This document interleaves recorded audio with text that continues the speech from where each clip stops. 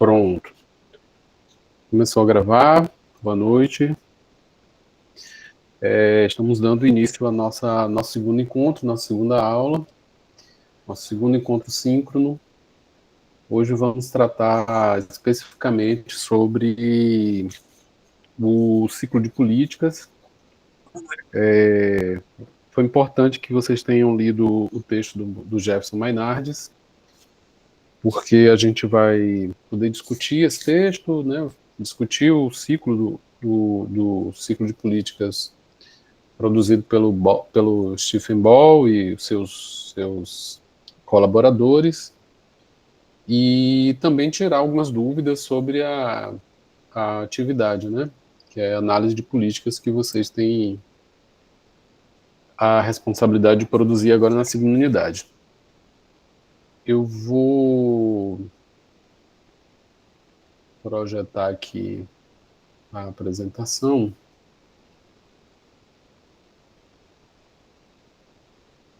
Vou ver se...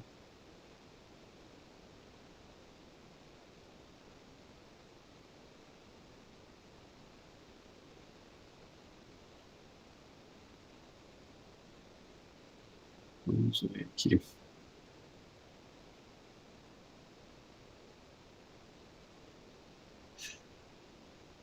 A partir do momento que eu apresentar, como vocês já sabem, como é de praxe, eu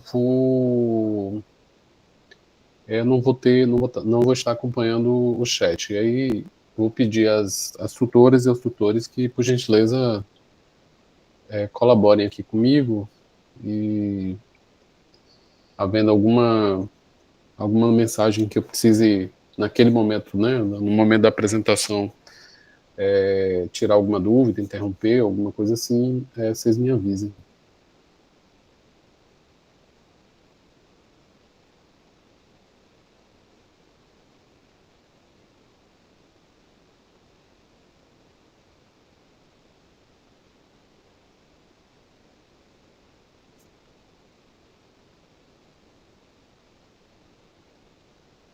A apresentação está na tela inteira para vocês, nesse momento?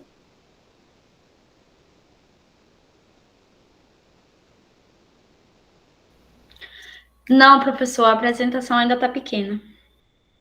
Tá, né? Então, a minha também. tá. Então não vai dessa maneira.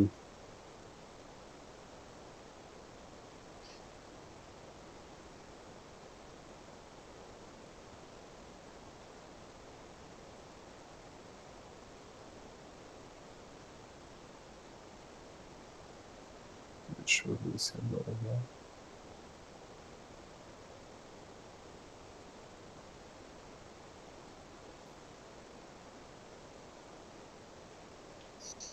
E agora?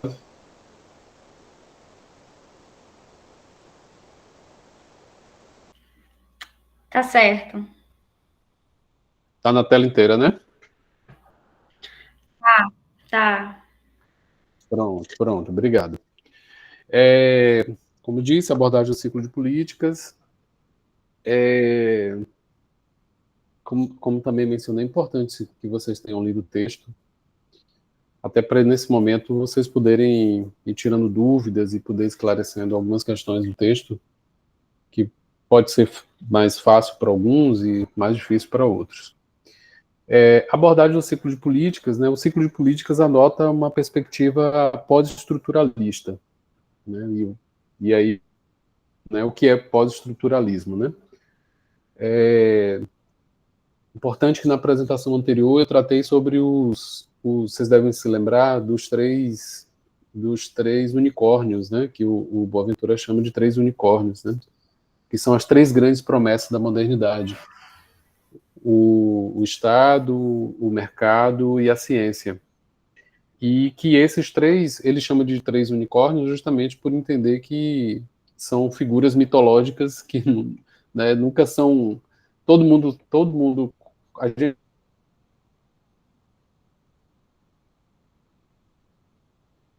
conhece, né? Está presente aí na literatura, mas ele chama de unicórnio justamente por isso. São figuras mitológicas nunca vistas. e que essas três grandes promessas também seriam isso, né? A promessa de que o mercado ia resolver todos os problemas, a promessa de que o Estado ia garantir cidadania, a promessa de que a ciência ia resolver todas as nossas questões, né? Proporcionar felicidade, que em última instância é a razão da ciência, e nada disso se concretizou. E isso precipitou, digamos assim, né? Teve como conclusão exatamente a crise, né? A crise da modernidade. Então, o pós-estruturalismo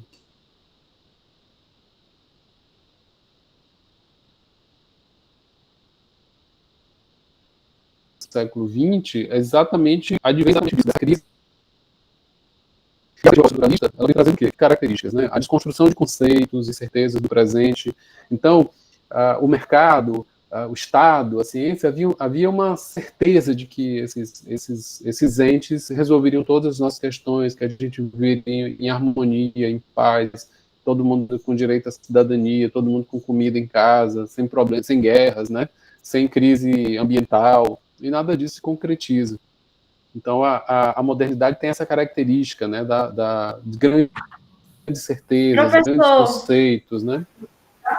Oi. Perdão, mas sua internet não tá legal, tá travando direto e não é só aqui. Tá dando interferência, professor. Tá tipo travando, com a voz meio arrastada. Tá, peraí.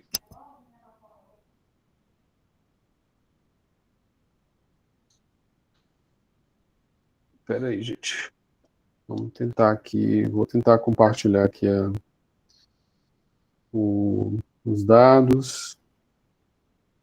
Acontece, né? A gente depende de tecnologia, é isso aí, né?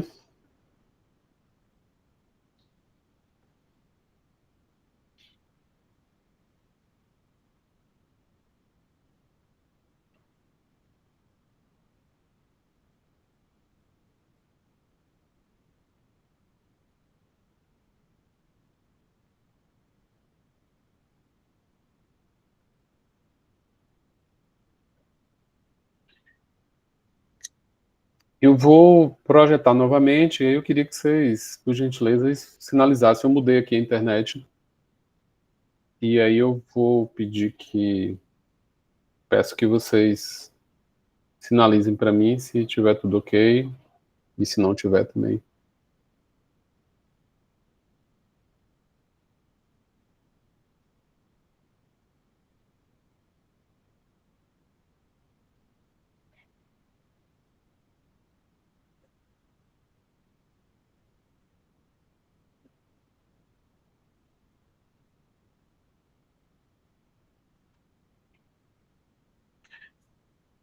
Vocês estão me ouvindo melhor agora? Sim, melhorou. Perfeitamente, professor. Ótimo, ótimo. Sim, tá de boa que bom, aqui, hein? dando para ouvir bem. Bom, que bom, hein? Então, pós-estruturalismo, eu acho que eu vou explicar isso aqui novamente, porque como estava interrompendo, né? O ciclo de políticas do Stephen Ball adota uma perspectiva pós-estruturalista, e eu estava explicando o que é pós-estruturalismo, né? O pós-estruturalismo começa ali nos meados dos anos do século XX, e foi bom vocês vão conseguir fazer uma ligação com o que eu tratei na aula anterior, quando eu apresentei aqueles três unicórnios, né, que o Boaventura chama de três unicórnios, aquelas três grandes promessas da modernidade que não se concretizaram: Estado, mercado, ciência. O pós-estruturalismo advém justamente da crise da modernidade, né? A modernidade é caracterizada por os grandes conceitos, as grandes certezas, né? O pós-estruturalismo advém exatamente disso, dessa crise, né? Tanto que das características principais do pós-estruturalismo está exatamente essa desconstrução de conceitos, de certezas do presente, esse engajamento crítico, a busca de novas perspectivas, novos princípios explicativos, uma focalização de práticas cotidianas, né, a micropolíticas, E aí a questão da micropolítica, que é fundamental, não existiria ciclo de políticas se não tivesse essa perspectiva da micropolítica, e a gente vai entender por quê. A heterogeneidade, o pluralismo e articulação entre macro e micro contextos. Aí eu trouxe aqui como é que a lógica pós-estruturalista é aplicada ao ciclo de políticas, como é que o Stephen Ball faz uso da lógica pós-estruturalista para construir o ciclo de políticas. No pós-estruturalismo, a política não é linear, nem neutra. Então, não é um produto, a política não é um produto acabado, mas é um processo social dinâmico, contraditório, instável, heterogêneo, polissêmico.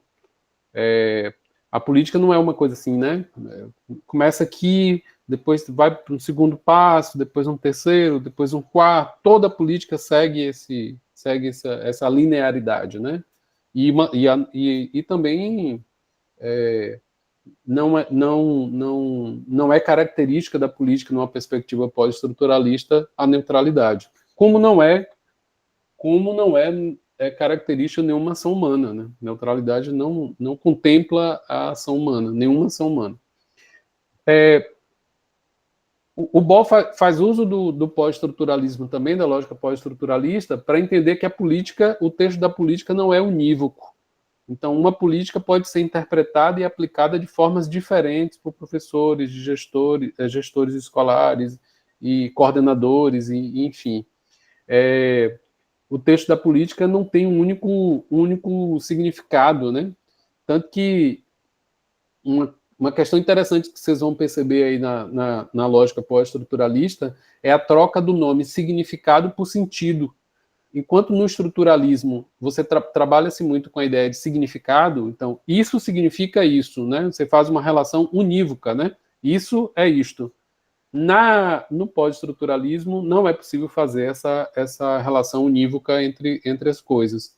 Então, trabalha-se muito mais com a ideia de sentidos, né? Então, você tem sentidos, né? Você tem uma construção de sentidos sobre as coisas. Na lógica, o Ball também faz uso da lógica pós-estruturalista para entender que as políticas são disputadas e negociadas.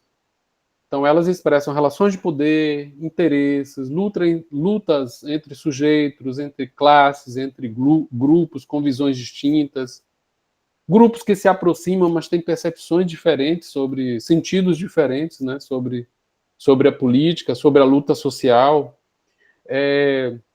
A política é prática e discurso ao mesmo tempo, né?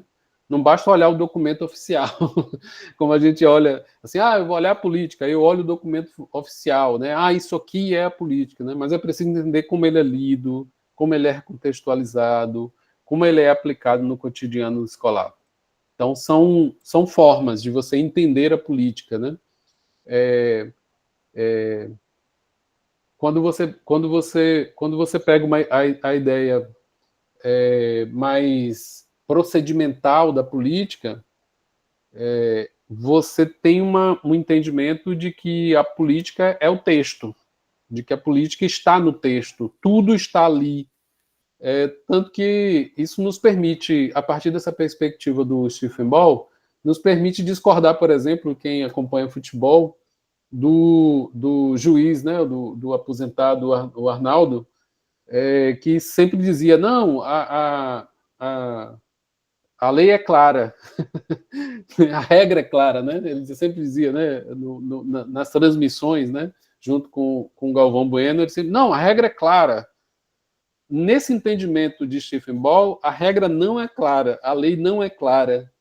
E tanto não é clara que se a lei fosse tão clara assim, fosse tão todos os sentidos estivessem ali, né, todos os significados estivessem ali no texto, a gente não haveria necessidade de advogados e juízes, né? Então, uma lei pode ser interpretada, né? E por que ela pode ser interpretada e reinterpretada? Porque ela é texto. Então, essa é uma questão importante da gente já segurar aqui, ó. Lei é texto. né? Regra é texto. E todo texto pode ser interpretado, todo texto pode ser reinterpretado. Então, não basta olhar o documento oficial e dizer, aqui está a lei, aqui está a regra, porque essa lei, essa regra precisa ser entendida a partir das leituras que são feitas dela, da recontextualização que se faz dela, e também da forma como se aplica ou como se recontextualiza no cotidiano da escola em se tratando de políticas educacionais.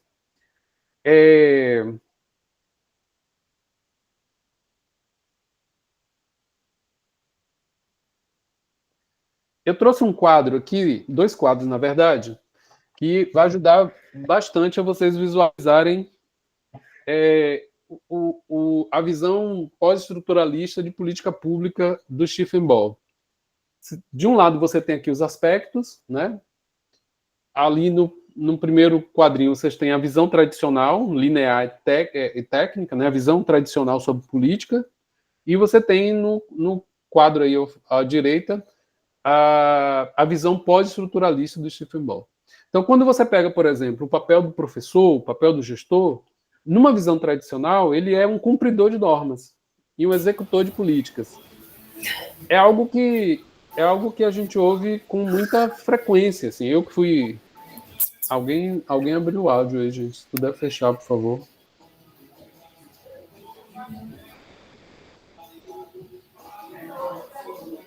Tem um áudio vazando, gente. É a Tereza Cristina. Então, quando você pega o papel do professor e do gestor, numa visão tradicional da política pública, ele é um cumpridor de normas e um executor de políticas. Eu que fui coordenador de escola e fui professor de educação básica durante muito tempo, ouvia muito isso dos gestores, dos diretores, né? Que nem era gestor, né? Chamava de diretor, dos diretores, que também essa é uma mudança importante para a gente entender por que você sai de diretor para gestor. Era muito comum ouvir isso. Não, é porque o diretor extremamente fechado e ocupado com os documentos, com os formulários, com os protocolos, né? Os diretores não sabiam nada que estava acontecendo no pedagógico, porque o pedagógico é do coordenador, não, porque o pedagógico é do professor. E o diretor tomado por essa burocracia inteira, né? Por essa burocracia toda. Quando, na verdade, isso denota um problema sério, né? Porque aí você tem uma cisão e um rompimento. Como eu costumo dizer, gosto de dizer, o administrativo existe para o pedagógico funcionar. Não existiria administrativo se o pedagógico não existisse. Então, o fim da escola é o pedagógico. O fim da escola é garantir a aprendizagem dos alunos. Então, o pedagógico é o principal da escola. Então, quando você tem um diretor apenas dizendo que está cumprindo normas, executando tarefas, e cumprindo formulários, e preenchendo formulários para a secretaria, aí a gente tem um problema. E essa é uma visão muito tradicional. Se você quiser analisar a política pública a partir dessa visão tradicional, você vai olhar para o gestor nesse lugar, de cumpridor de normas. Mas se você olha para uma visão pós-estruturalista, você tem um sujeito ativo que interpreta, que resiste, que adapta e que negocia sentidos. Eu sempre resisti a essa ideia de que as pessoas fazem as coisas, cumprem as leis e fazem as coisas exatamente como são mandadas. Sempre resisti a essa ideia. E eu sempre resisti a essa ideia não só pelas leituras, pelos textos, pelos teóricos, não, mas observando a minha filha mais velha, que agora está com 18, mas quando tinha 5 anos, 6, 4, 5, 6, observando que você fala uma coisa para a criança e diz assim, você vai ali, você vai pegar isso aqui, leva esse copo ali, entrega sua avó e tal. Aí ela pega o copo, ela passa não sei aonde, ela derrama água, ela vai ver outra coisa, ela vai no jardim, ela vai... Então, eu sempre me passou isso, assim, mas se nenhuma criança cumpre as regras, as normas e as regras, aquilo que se estabelece, da maneira como foi dada, como é que os adultos fazem isso? Isso sempre me chamou a atenção. Esse entendimento de que não, as pessoas cumprem as leis, cumprem a regra, o que chega para a escola fazer, a escola faz exatamente como chegou. Isso não é verdade. Isso não é verdade. E o Stephen Ball, a partir do ciclo de políticas, vem nos chamar a atenção exatamente para isso. Porque é preciso olhar para esses sujeitos que estão no espaço escolar, sobretudo, como sujeitos ativos que interpretam, que resistem, que adaptam, que negociam. E vocês que estão nas escolas, vocês sabem muito bem disso. Eu virei coordenador depois de muito tempo em sala de aula. E eu não acho que é exatamente uma regra, que deva ser uma regra. Há municípios, por exemplo, no país que fazem, né, olha, o estado da Bahia, inclusive, e outros estados também fazem concurso para coordenação, né? Então o sujeito termina o curso de pedagogia e entra para coordenador pedagógico. E há ótimos coordenadores, né? Há quem vá se tornar ótimos coordenadores. Mas ter passado pela docência, ter passado pela sala de aula, e eu que tenho contato com coordenadores e trabalhando no curso de coordenação, sempre chama atenção, assim, né? Porque sempre digo assim, a escola é um microcosmo social, é um lugar vivo, é um corpo vivo. Todo dia a escola é diferente. Quem vive em escola sabe do que eu estou falando. A escola tem cheiro, na escola todo dia ela está com energia diferente. Você sai da escola de um jeito, no dia que você chega é outro jeito, ela está de outra maneira. Então, eu sempre digo isso assim, aí o coordenador, não, mas eu vou chegar lá, os meninos, né, que estão começando na coordenação, não, mas eu vou chegar lá, eu vou definir, eu vou dizer, vai ter que seguir, o professor vai ter que fazer exatamente do jeito que eu estou definindo. Eu falei assim, não é bem assim. Você vai perceber que tem professor que vai dizer para você assim, tá, eu vou fazer, não vai fazer. Tá, eu vou fazer assim, mas vai fazer de outro jeito. Tá, mas porque eu estou falando exatamente disso, né? Sujeitos ativos que interpretam, que resistem, que adaptam e que negociam sentidos. Numa visão tradicional, a linguagem da política ela é transparente e descritiva. Está aqui, ó, é o texto, está aqui. Ó. Numa visão pós-estruturalista, ela é produtora de sentido e relações de poder. E é preciso a gente identificar quais os sentidos que esses sujeitos, no contato, na convivência com o texto da lei, da política, quais sentidos produzem, e a identificação, e é preciso, e é necessário também fazer essa identificação das relações de poder, inclusive dentro da escola. Nessa recontextualização da política, dentro da escola, também é necessário compreender como se dá essas relações de poder. O foco analítico, você tem uma avaliação de metas e resultados, numa visão tradicional, né? Isso é bem notório nas nossas políticas de avaliação, né? Nas nossas políticas de avaliação em larga escala, né? Avaliação de metas, resultados. Numa visão pós-estruturalista, você está preocupado com a compreensão dos discursos, as relações de poder, os efeitos da política. A relação com a prática, ela é distante da prática, ela é centrada no ideal técnico, né? Olha o diretor que eu falei, ele está distante da prática, ele está centrado no ideal técnico, né? Enquanto numa visão pós-estruturalista, a política só ganha sentido na prática, porque é lá na prática que ela é reconstruída, recontextualizada. A objetividade da política, né, numa visão tradicional, a política é supostamente neutra e universal. Numa visão pós-estruturalista, ela é sempre situada, ela é sempre marcada por ideologias e disputas.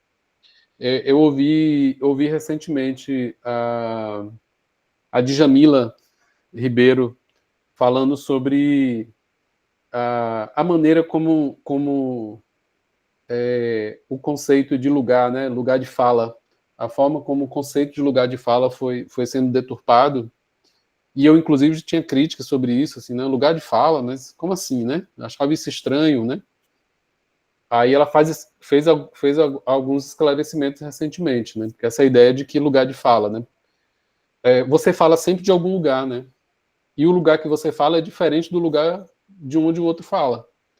Então, todos nós temos direito de fala, mas sempre falamos de algum lugar. de lugares diferentes, né? Mulheres falam de lugares diferentes dos homens, né? Mulheres pretas falam de lugares diferentes das mulheres brancas, homens pretos diferentes de lugar diferente de homens brancos. Então, a política está sempre situada, né? É importante saber de que lugar você está falando, né? Você tem duas escolas no mesmo bairro e elas atendem praticamente ao mesmo público, mas pode reparar que ela está situada, ela tem características diferentes, ela tem formas diferentes, ela tem jeitos diferentes, ela tem condutas diferentes, ela tem procedimentos diferentes, né? Porque exatamente esses sujeitos são sujeitos diferentes. Então, e são sujeitos situados, marcados por ideologias, marcados por disputas. Então, se você quer compreender a política, você precisa compreendê-la dessa maneira.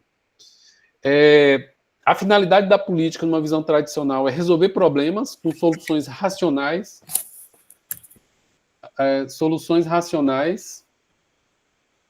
e numa visão pós-estruturalista, você vai regular condutas, você vai criar sentidos.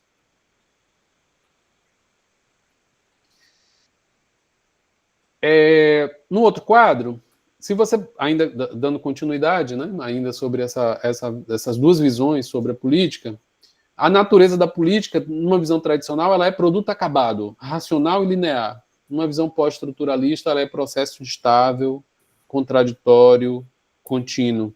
Por isso que o Stephen Ball propõe um ciclo de políticas, por entender que é contínuo, né? Um ciclo você não consegue identificar exatamente onde começa e onde termina, né? Ela não tem uma linearidade, um acabamento. A produção da política, numa visão tradicional, ela é feita por especialistas, por tecnocratas, né? Os caras que pensam, né? As grandes mentes, né? O notório saber. Numa visão pós-estruturalista, ela é disputada por múltiplos atores com interesses diversos, porque a política é disputada. O texto da política, numa visão tradicional, como eu já disse, ela é claro, objetivo, com sentido único, né? Unívoco. Uma visão pós-estruturalista é polissêmico. É sujeito a múltiplas leituras e interpretações. Numa visão tradicional, a implementação, porque eu estou pegando o nome de implementação. Dá licença, é porque tem uma pessoa tentando entrar e não está conseguindo, acho que só o senhor para dar autorização aí. Tá, deixa eu ver aqui. Deixa eu ver se tem alguém aqui pedindo para entrar. Aqui não está aparecendo ninguém. Inclusive, eu já tinha liberado quando eu entrei, eu já tinha liberado para quem tiver com o link poder acessar. Não tem ninguém aqui à espera, não, gente. Ok. Obrigada. Obrigado, viu? Não, eu que agradeço. A implementação ela é executada fielmente, né? Segundo o que está no texto. A palavra implementação aparece aqui porque é um termo vinculado à política pública, né? Mas deixar claro, e quem adotar o ciclo de políticas como metodologia está proibido de adotar o termo implementação. Por justamente como a política é recontextualizada pelos sujeitos, ela é reinterpretada no cotidiano, a gente não pode usar a palavra implementação. Porque a implementação sugere exatamente que ela vai ser executada fielmente como está no texto. E isso não cabe, né, no ciclo de políticas. A abordagem do ciclo de políticas, ela vem propor... Vocês devem se lembrar quando eu falei da visão estadocêntrica de política, né? Que aí é onde a gente faz a gente consegue fazer o encontro entre o primeiro texto que vocês leram, do Miguel Arroyo, e esse texto do Stephen Ball, do Ciclo de Políticas. Por quê? Porque no texto do Arroyo, ele está ali nos provocando para uma percepção de que o Estado não é bom, o Estado não é esse benfeitor. Porque a partir de uma visão estadocêntrica, eu estudo a política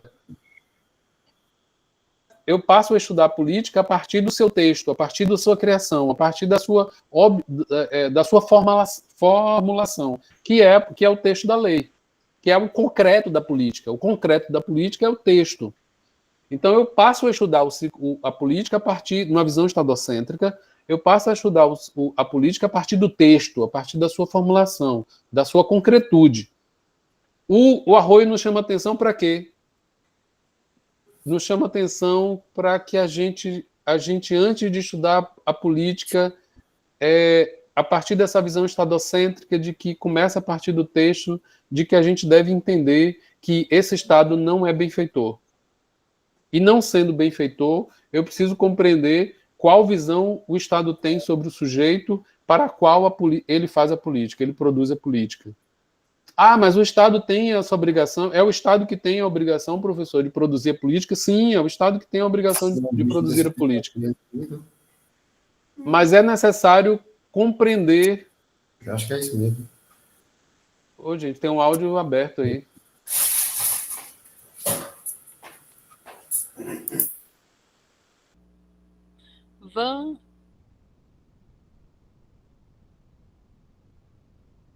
Mas é necessário compreender... Essas interrupções são ruins. É necessário compreender que visão o Estado tem desse sujeito para quem ele produz a política. Porque o Estado tem uma visão sobre esse sujeito, né? E aí a gente lembra das visões, né? Se ele tem uma visão do sujeito como excluídos, ele vai produzir uma política pública de inclusão, né? Aí a gente vai ter que discutir que visão é essa que o Estado tem de inclusão. E isso ajuda a explicar, por exemplo, por que as políticas de inclusão não incluem.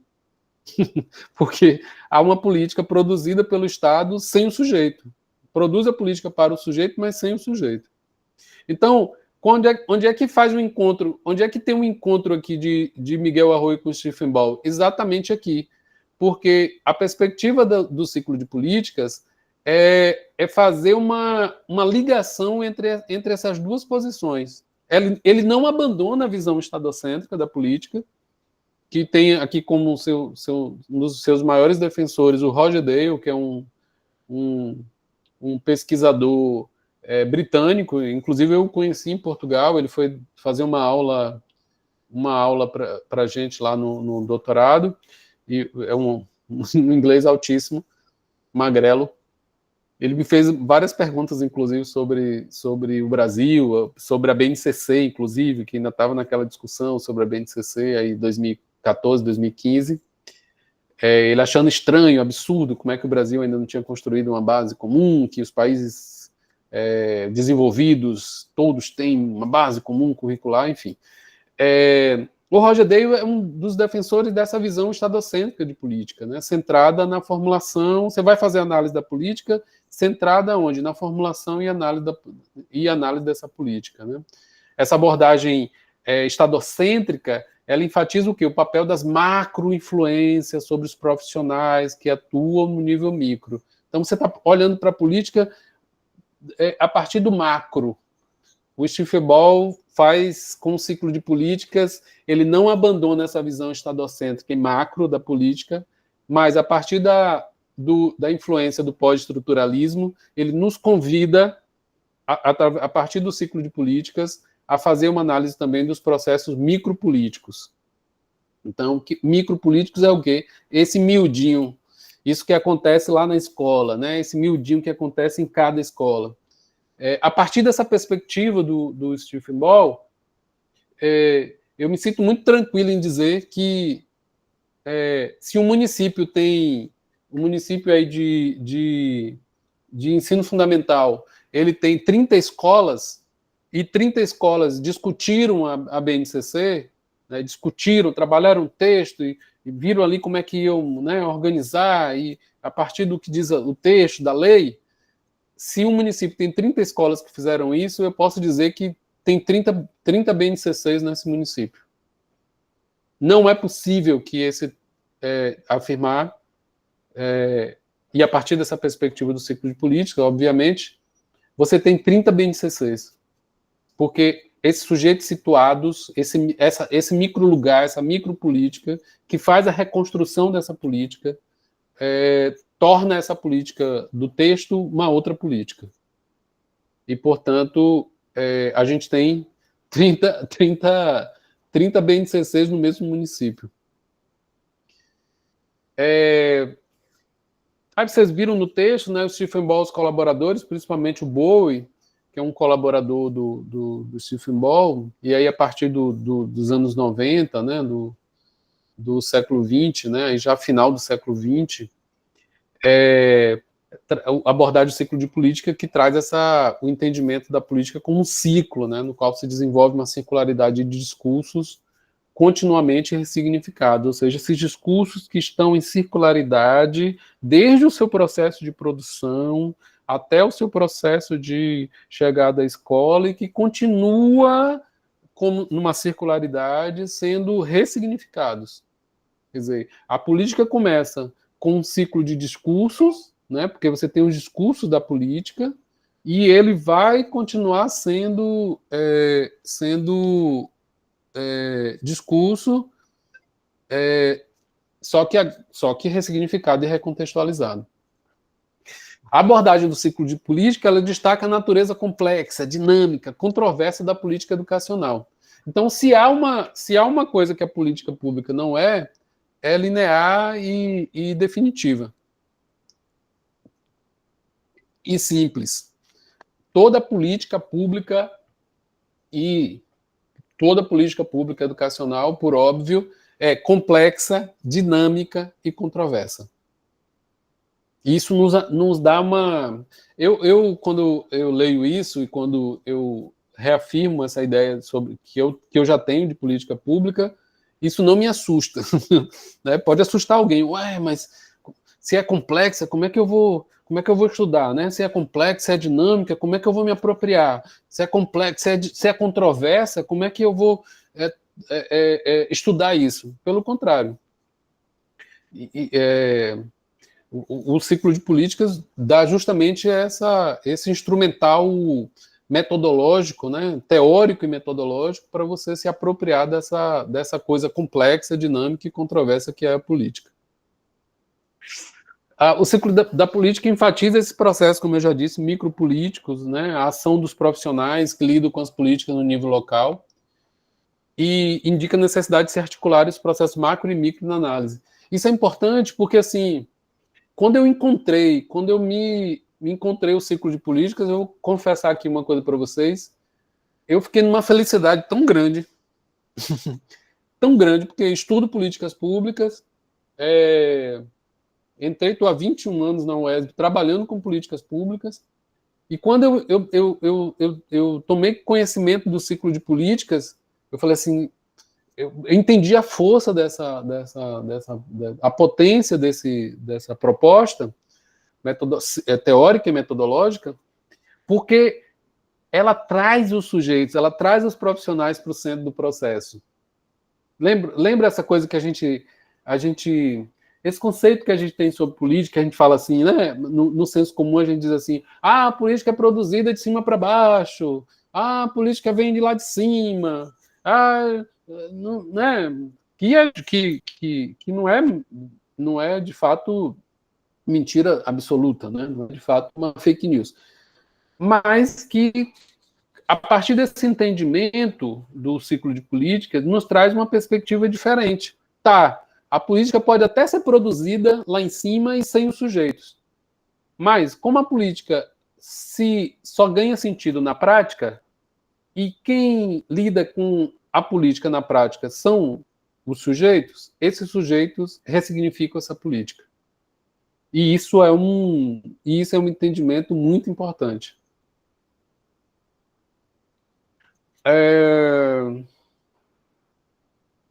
Aqui tem os autores, né, que é o Ball e o Bowie, né, sobretudo, eles indicam que o foco da análise da política deveria incidir sobre a formação do discurso da política, né, e sobre a interpretação ativa que esses profissionais que atuam no contexto dão a essa política. Então você tem dois dois focos, né? Se eu quero analisar a política pública, eu tenho dois focos para analisar. Essa formação do discurso da política, né, que é desde que a gente vai... Vocês leram, né, os contextos, vocês já conhecem, os 5 contextos, né? Começa ali pelo contexto de influência. Então, como já no contexto de influência, como se dá essa formação do discurso da política, e também tem como foco essa interpretação que esses profissionais, esses sujeitos dão no contexto da prática. Então, isso envolve, a partir disso, envolve você identificar os processos de resistência, de acomodações, de subterfúgio, de conformismo, que se dão dentro e entre as arenas da prática. Isso é importante, né? Porque se eu chegar numa escola, nesse processo mesmo da BNCC, se eu chegar numa escola e visitar mesmo como pesquisador esse processo dos profissionais, do coordenador, professor, aluno, diretor, fazendo esse processo de entendimento da política, de construção da política, né, de reconstrução da política, recontextualização da política, eu vou conseguir identificar nesse processo resistência, acomodações, subterfúgios, conformismo. Eu vou conseguir fazer essa identificação.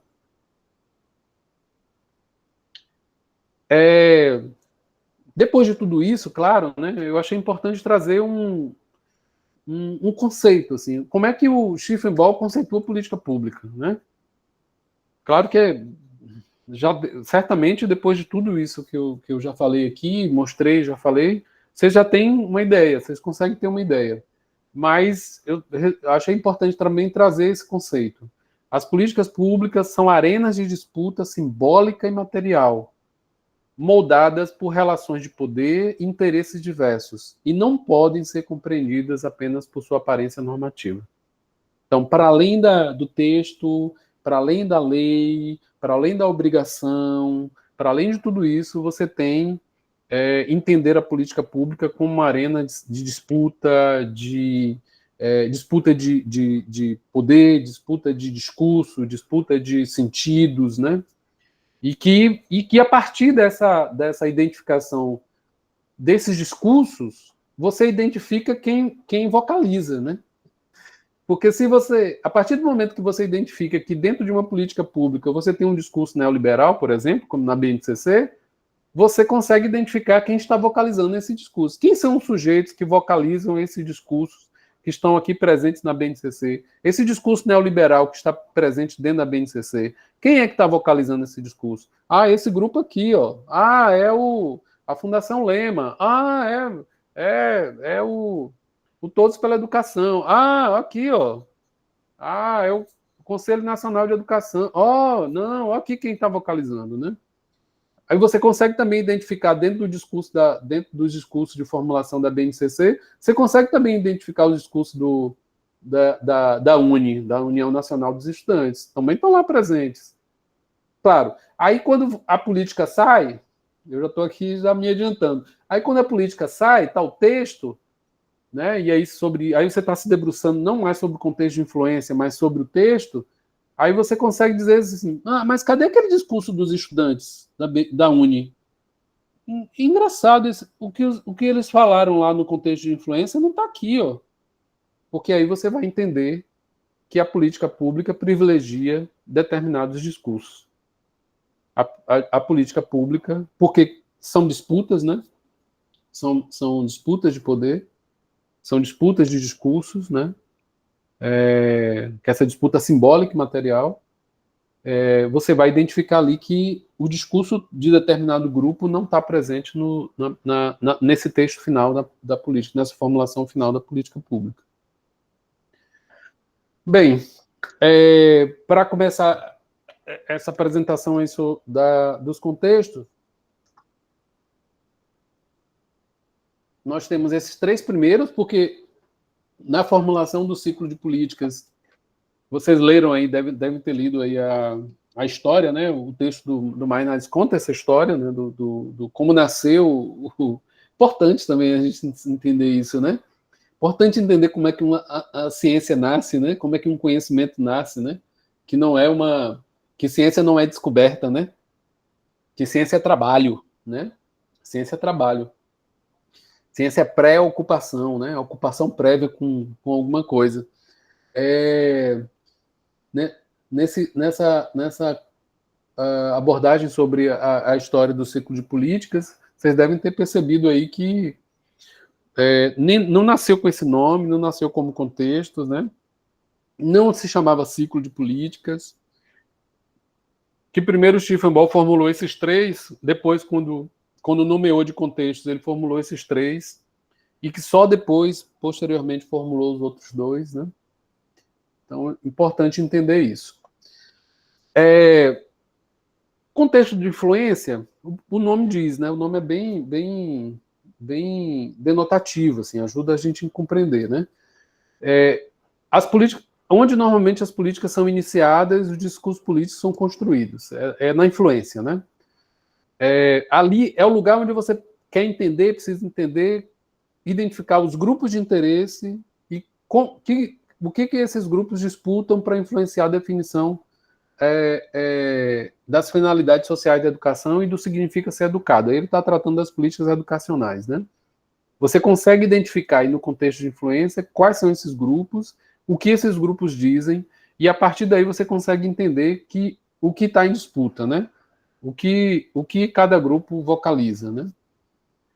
Nesse contexto de influência, atuam as redes sociais dentro e em torno de partidos políticos, do governo, do processo legislativo, da sociedade civil organizada. É também nesse contexto que os conceitos adquirem legitimidade e formam um discurso de base para a política, né, que vai se tornar texto posteriormente. Então, no contexto de influência, você vai identificar... Eu vou dar um exemplo aqui que eu costumo dar em sala de aula. Você está lá no supermercado e encontra uma professora de um outro colégio, que você sabe que é professora de um outro colégio, e ela está lá descendo o cacete na BNCC. E aí, falando, né, aí traz e falando os teóricos, não sei quem, porque fulano apoia Paulo Freire, a BNCC e a crítica e tal. É um texto, né? É um discurso. É um discurso de alguém situado, inclusive.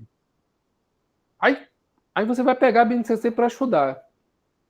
Aquele discurso daquela professora naquele dia no supermercado é um contexto, ele poderia ser trazido para o contexto de influência, para o estudo da política pública do BNCC como um contexto de influência?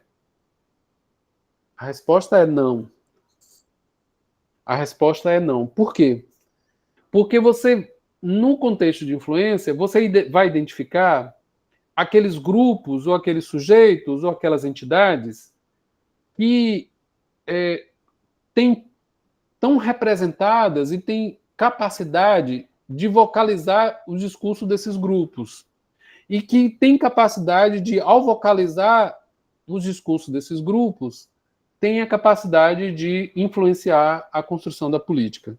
Então, essa professora que está fazendo esse discurso inflamado contra a BNCC no supermercado, ela vai ter, sim, condição de influenciar essa política no contexto da prática. Mas ela não tem força de influenciar essa construção da política no contexto de influência, no seu processo de formulação e construção do discurso sobre a política. Agora, se essa professora fosse sindicalizada, a CNTE, por exemplo, que é a Confederação Nacional dos Trabalhadores da Educação, a CNTE participou das discussões sobre a BNCC. Então, a CNTE, o que a CNTE vocalizou como representante sindical, esse discurso importa para o contexto de influência. Porque esse discurso da CNTE tem capacidade de vocalizar os interesses de determinado grupo, no caso dos professores dos sindicalizados, né? Então, não sei se vocês estão entendendo essa diferença, né? Então, se eu vou identificar, por exemplo, eu vou discutir uma política pública sobre formação de professores,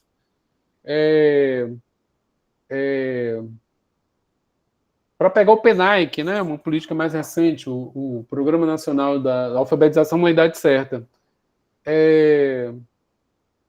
eu vou, né, na construção do processo de construção da política, se eu vou estudar essa política, o PNAEC, a partir do contexto de influência, eu vou identificar quem é que tem capacidade, que teve capacidade de vocalizar os discursos, discursos capazes de influenciar a construção, a elaboração da política.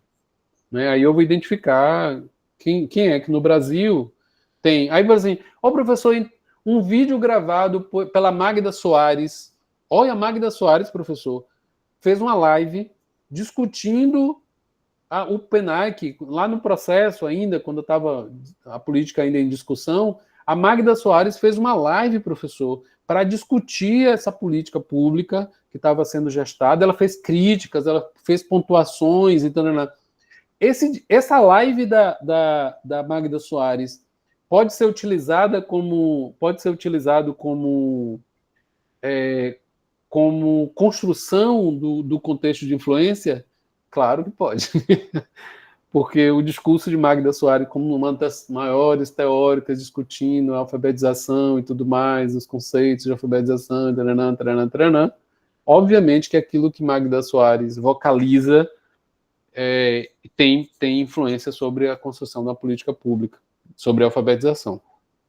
Então, para vocês entenderem essa diferença, né? Que nem tudo é necessariamente contexto de influência. Dentro do contexto de influência, né? Um discurso pode ter alguma influência, alguma importância, tem importância, mas ele pode estar restrito à prática. Né? O discurso daquela professora na fila do supermercado, certamente que lá na escola ela tem um poder ali de convencer os colegas, de fazer as críticas, de chamar atenção para determinadas questões e, portanto, influenciar a maneira como esses profissionais se apropriam e reconstroem essa política na prática. Mas não tem o poder de ela sozinha, né, aquele discurso, de ter influência sobre a construção do discurso da política. Não sei se eu me fiz claro, eu acho que sim, né?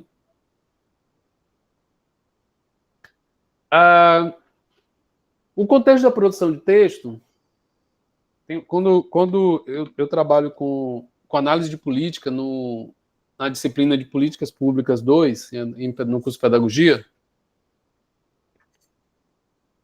eles produzem uma análise de política. Okay? A gente tem um semestre para fazer isso e tal, né? O que eu estou propondo aqui como atividade para vocês é mais um ensaio, né? Porque lá a gente faz um semestre para fazer isso, enfim, a gente faz uma análise, escolhe a política pública, a gente estuda o ciclo de políticas e tal. E aí, normalmente, eles escolhem o contexto que eles querem, né, fazer a análise e tal, tudo mais.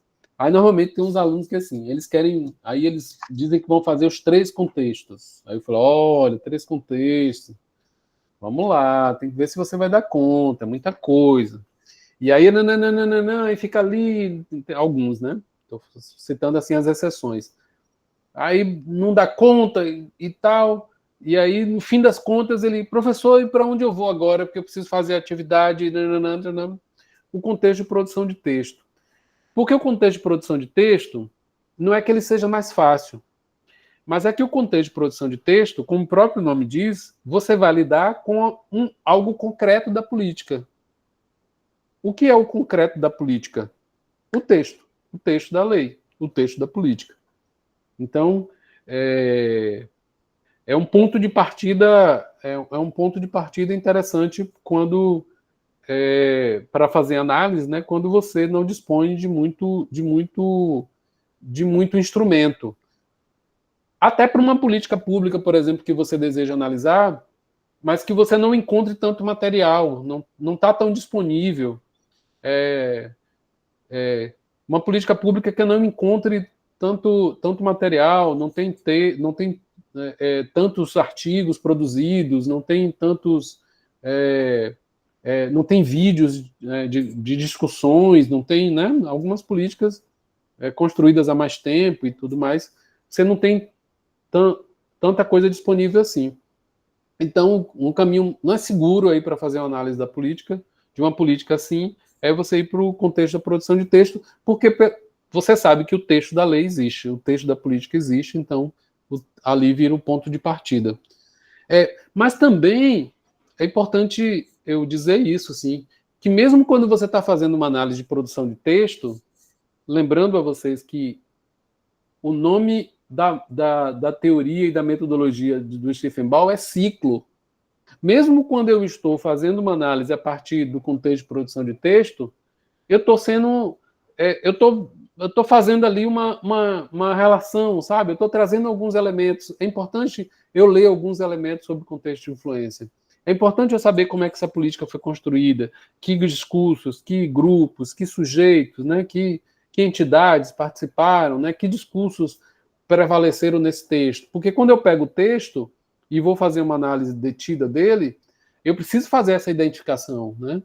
Eu preciso fazer essa identificação do texto, né? Que discursos estão aqui, quem são esses sujeitos, o que esses sujeitos representam, que interesse esses sujeitos representam.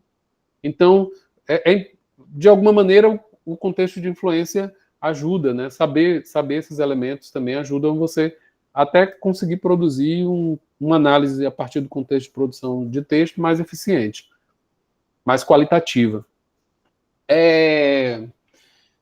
E aí já começa dizendo isso, né? Os textos políticos normalmente estão articulados com a linguagem do interesse público mais geral. Os textos políticos, portanto, eles representam a política, né? E aí ela pode tomar várias formas: textos legais oficiais, textos políticos, comentários formais ou informais sobre os textos oficiais, pronunciamentos oficiais, vídeos. Então, tais textos não são necessariamente internamente coerentes e claros e podem também ser contraditórios. Como todo texto, né? Como todo texto. Um texto, imagine, uma política que é construída, que foi construída como numa arena de disputas, né? de poder, de interesses e de discursos. Obviamente que dentro desse texto tem contradições. Por óbvio que dentro desse texto o que mais tem é contradição. É importante aqui, vocês devem estar lendo aí, que quando a gente fala de texto da política, fala assim: ô professor, eu peguei o texto da BNCC, ou eu peguei o texto do PENAIC, eu vou me ater só a ele? Aí o próprio Ball nos traz isso como explicação. Não. O texto da política é o ponto de partida, mas ajuda, eu até disse isso na aula passada, ajuda você, inclusive, a ler o texto da política, outros textos oficiais, textos políticos, comentários, né, de teóricos, tudo isso ajuda você a ler o texto. Eu lembro quando o Senado tinha acabado de aprovar, em 2022, 2023, tinha acabado de aprovar o projeto, que eu não sei se você sabe, né? O projeto de criação do Sistema Nacional de Educação. Esse projeto foi aprovado já pelo Senado e ele está parado na Câmara Federal. E quando saiu aquele texto, né, que é um projeto de lei ainda, da criação do sistema, como é um assunto da disciplina que muito me interessa, eu fui ler o texto. Fui ler, consegui identificar umas coisas, não sei o quê, e algumas contradições, e algumas questões, e tal. Fiz as minhas anotações. Mas aí, na sequência, passado um tempo, a Campanha pelo Direito à Educação publicou um documento detalhadíssimo, analisando ponto a ponto o projeto de lei de criação do Sistema Nacional de Educação. Se eu tivesse naquele momento, quer dizer, eu não fiz isso tecnicamente, né? Eu não fiz uma análise do projeto de lei tecnicamente, mas eu acabei fazendo isso de alguma maneira. Peguei as minhas anotações, fui ler fui ler o texto que a campanha produziu, a campanha nacional pelo direito à educação produziu, e aquilo me abriu outros olhares, aquilo me abriu outras coisas, assim, pô, eu não tinha percebido isso aqui, olha, isso aqui é interessante, não, isso aqui não tinha, não, mas isso aqui eu já tinha pensado, isso aqui complementou a ideia que eu tinha pensado. Então, assim, o contexto de produção, dentro do contexto de produção de texto, uma análise a partir dele não significa que você vá se ater apenas ao texto da lei ou ao texto da política. Qualquer texto e aí, claro, que ele tenha, não é qualquer texto, obviamente, né? Quando eu falo qualquer texto produzido por sujeitos, por grupos, por entidades que tenham o poder também de influenciar a política, a interpretação dessa política. Agora, não mais a formulação, mas tem poder de influenciar a interpretação. Por que eu estou falando aqui tem poder de influenciar a interpretação da política? Porque a partir do momento que eu li o texto da campanha nacional pelo direito à educação, aquele texto teve o poder, e a campanha, obviamente que a campanha é uma representação, é uma organização da sociedade civil que tem uma atividade, uma ação no Brasil, né, voltado para a educação, importante, respeitada, né? E ao construir esse documento de análise me ajudou a interpretar o texto da política. Então, esse texto é importante, né? Não é qualquer texto, obviamente, né? Mas esse texto da campanha é um texto importante. Assim como o texto produzido pela Magda Soares, pela Bernadette Gatti, pelo Paulo Freire não, né? Não mais. pelo Dermeval Saviani, pelo Miguel Arroio, né? São textos produzidos por essas pessoas, esses sujeitos, que têm influência, têm a capacidade de influenciar a interpretação sobre a política. Quando você vai para o contexto da prática, aí é onde a política está sujeita a interpretação e reinterpretação, né? E vocês já entenderam isso, né? Se a política não é implementada, ela é interpretada, reinterpretada, recontextualizada, isso se dá exatamente no contexto da prática. E é onde a política, e é na prática que a política consegue produzir efeitos, consequências também, que podem representar mudanças importantes ou podem representar também retrocessos. E isso é importante também você identificar, né? No estudo sobre uma política pública, no contexto da prática, quando você se propõe a fazer essa análise, é também importante identificar esses efeitos e essas consequências que a política pública consegue ou conseguiu produzir. Aqui para os autores, o ponto-chave é que as políticas não são simplesmente, né, como eu disse, implementadas, né, mas dentro desta arena, né, elas são interpretadas, recriadas, né?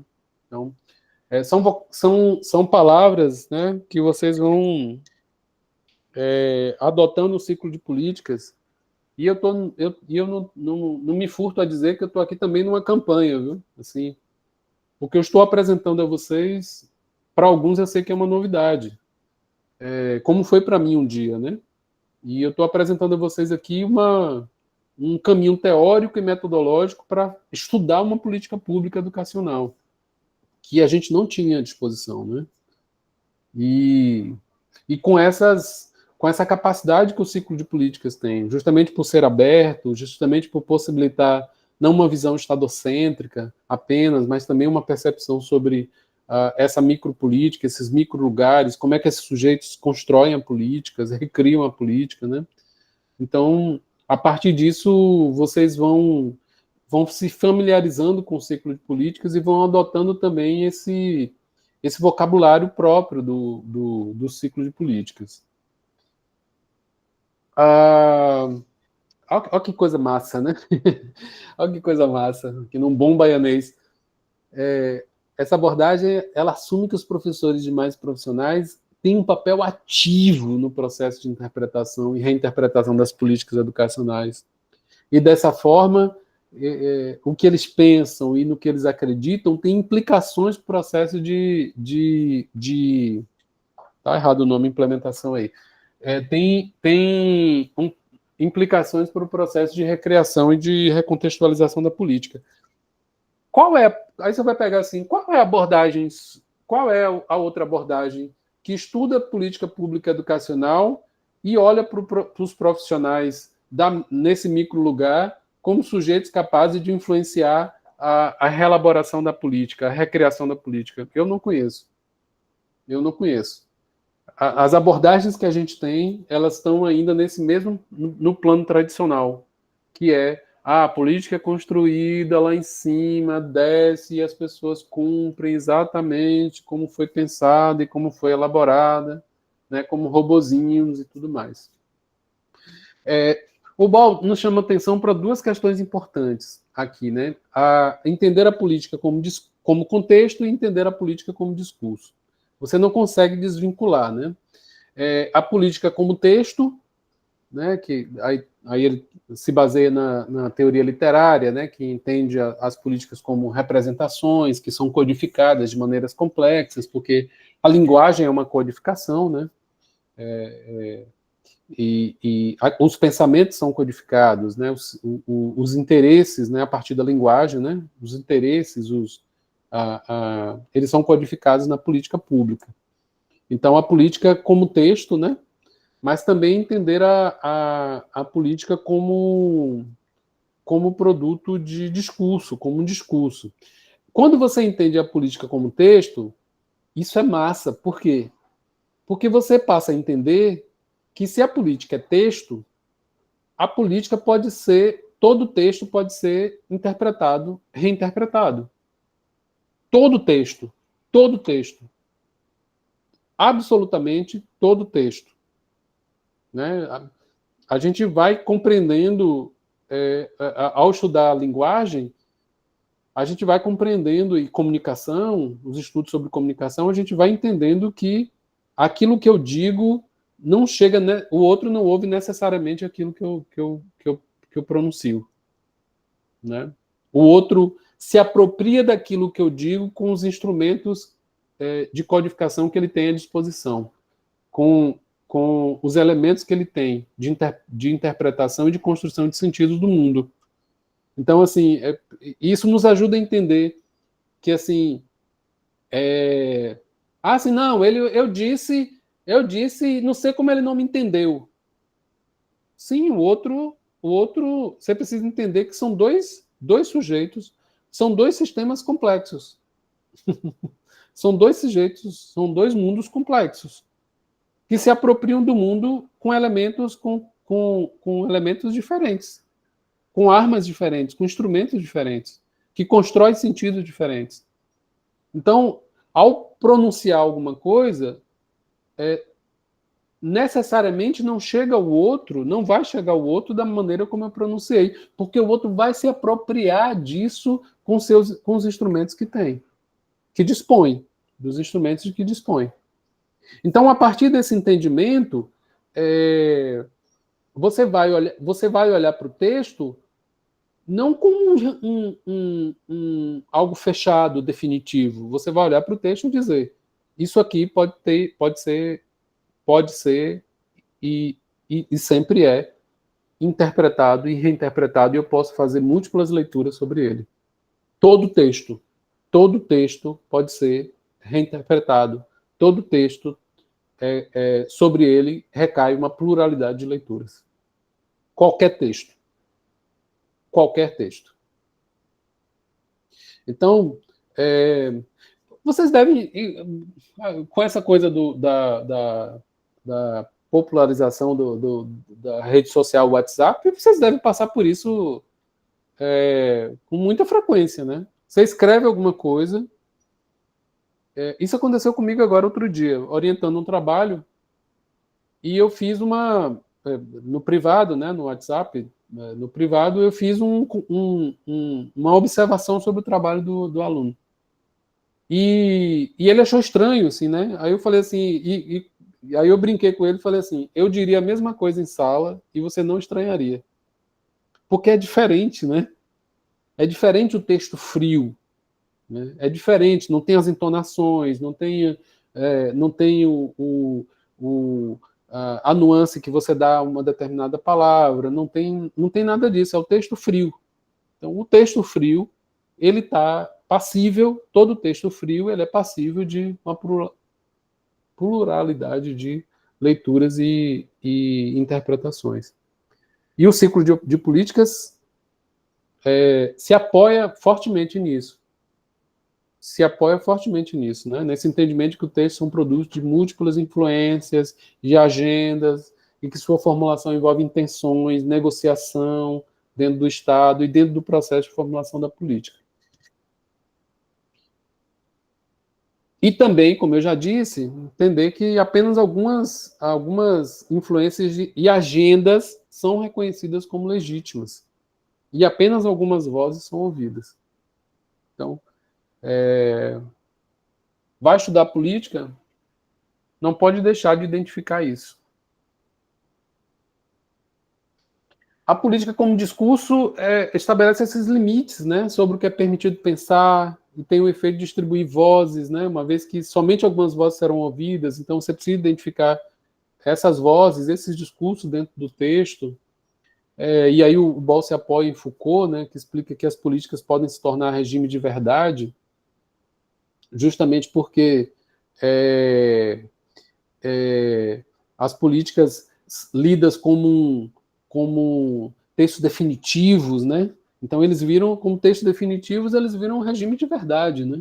Numa perspectiva pós-estruturalista, dentro do contexto de política, não.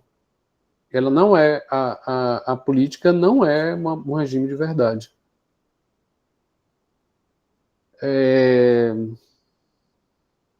E aí a gente vive isso o tempo inteiro, né? Porque a gente convive com os outros, né? A gente não vive só, e aí em todos os espaços, né? Em casa, na escola, em todos os espaços a gente está convivendo, até em casa, você sozinho, lendo no livro, por exemplo, você está convivendo com o outro, né? Com alteridade, né? E a gente está imerso nessa variedade de discurso, né? Claro, deixando claro que alguns discursos serão mais dominantes que outros no processo de construção da política. A gente está indo agora para os dois últimos contextos. O quarto contexto é o contexto dos resultados ou dos efeitos. Aí agora a política já foi produzida, já virou texto, já foi recriada, já foi reconstruída, e agora eu quero saber quais são os efeitos que ela produziu, quais são os resultados. Então, nesse contexto, você vai se debruçar sobre isso, né? Aí você vai estudar os impactos, né? Inclusive identificar as desigualdades a partir do arroio, né? As desigualdades que as políticas públicas conseguem produzir também, né?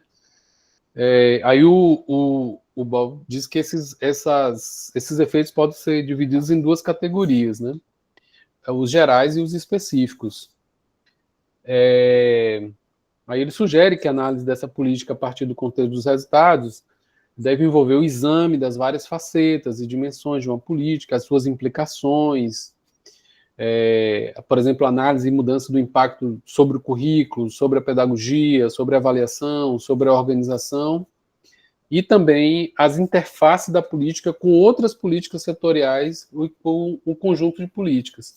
Então, o Ball nos chama a atenção que se você vai trabalhar com esse contexto, que é o contexto dos resultados e dos efeitos, você vai analisar a política do ponto de vista dessas implicações mais específicas, né, que é sobre o currículo, que influência o BNCC, por exemplo, como política pública, teve sobre que influência teve sobre o currículo, né?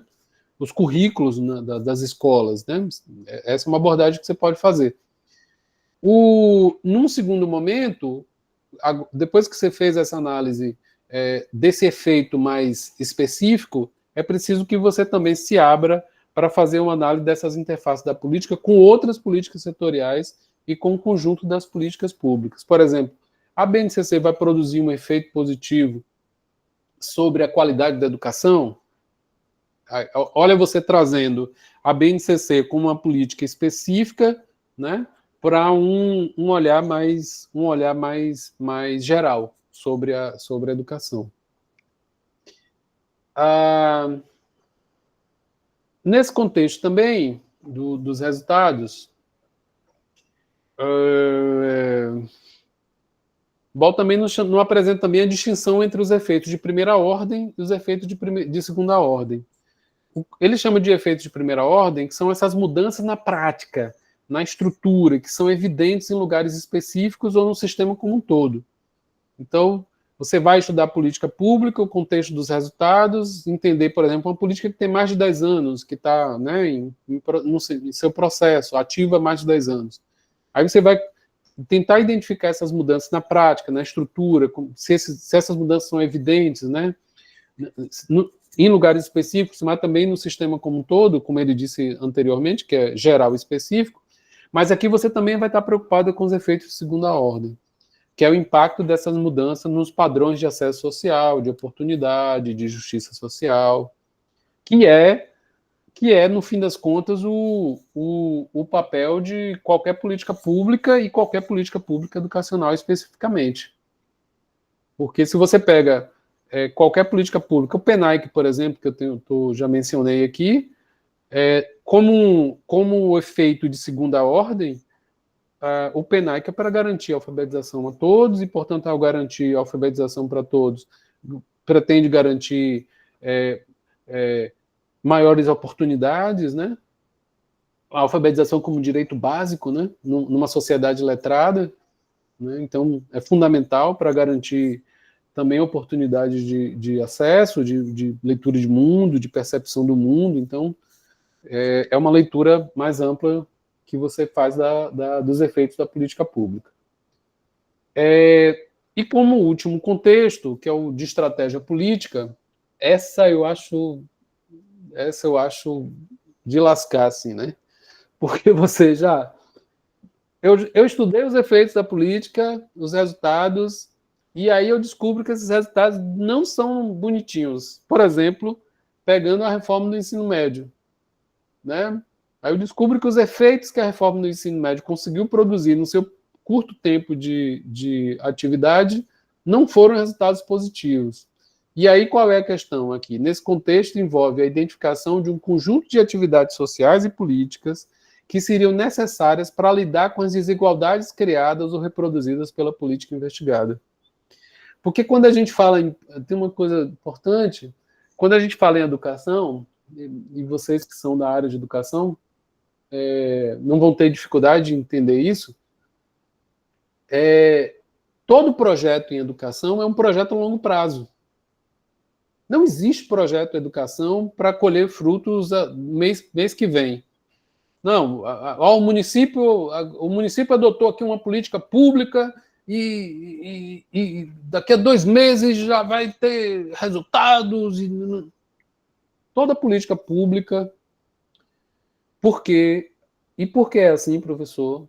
Porque nós estamos tratando de fenômenos sociais complexos, né? Analfabetismo, fracasso escolar, só para ficar aqui nos assuntos mais de educação, são fenômenos complexos. Não há uma, né, que é uma característica muito, muito curiosa desse Brasil, desse nosso Brasil recente, né, desse Brasil das redes sociais, né, que todo mundo tem voz e todo mundo tem solução para tudo, né? Você você consegue identificar a consciência ingênua, como dizia Paulo Freire, em alguns discursos, quando os sujeitos apresentam soluções simples para problemas complexos, né? Não, para resolver isso aqui eu tenho uma solução. É fazer tal coisa. Vou resolver assim, né? Não, a violência no Brasil? Já sei como resolver. Arma a população. Só armar a população que a gente vai resolver o problema da violência. E a gente sabe que não é. Por que a gente sabe que não é? Porque o problema da violência é um problema de natureza complexa. Polissêmica, complexa. E problemas de natureza complexa e polissêmica, você precisa de políticas complexas. Você precisa de políticas que abordem o tema na sua heterogeneidade, que consiga abordar na sua coletividade, que consiga ter a participação dos sujeitos todos de representação social, que vão opinar sobre isso, que vão chamar os estudiosos, chamar a academia, chamar quem está vivenciando a coisa na prática, chamar... Então, é assim que a gente consegue construir uma política pública de natureza complexa, para lidar com problemas complexos. Não existe solução simples para problemas complexos. Então, quando mesmo no curto período que o ensino médio ficou em vigor, o novo ensino médio ficou em vigor, não tenham dúvida de que ele produziu desigualdades. Não tenham dúvida de que ele produziu e reproduziu desigualdades. E aí a preocupação aqui do contexto de estratégia política é você identificar o que é que seria necessário, o que é necessário fazer, agir, para você lidar com os efeitos dessa política pública, danosos dessa política pública, que produziu e reproduziu desigualdades. Então essa é a preocupação e o foco do contexto de estratégia política. Aí ele diz que é um componente essencial da pesquisa social crítica do trabalho daqueles que Foucault chama de intelectuais específicos, né? O qual é produzido para uso estratégico em embates e situações sociais específicas. E aí você vai ter que, né, em se tratando de uma política educacional, no caso do ensino médio, aí o Ministério da Educação, INEP, né, o Instituto Nacional do Estudos sobre Estudos Pedagógicos, é de criar, por exemplo, um grupo de trabalho para fazer esse estudo de elementos, né, dos efeitos dessa política, né, danos que essa política conseguiu produzir e de como mitigar, né, de como minorar, né, de como amenizar os efeitos que essa política pública conseguiu produzir nesse tempo que ficou em vigor. Então essa é o foco e a preocupação do contexto de estratégia política. Eu coloquei aqui no final, mas eu não vou me ater, porque eu sei que vocês têm isso, né? Isso está no final do texto, eu capturei de lá do final do texto do Maynardes, que são as perguntas, né, que o Maynardes apresenta como ponto de partida para você desenvolver os estudos sobre a política pública a partir dos contextos, de cada contexto. Então não vou me ater isso aqui, porque é só para que eu falei, né, sobre isso na última aula,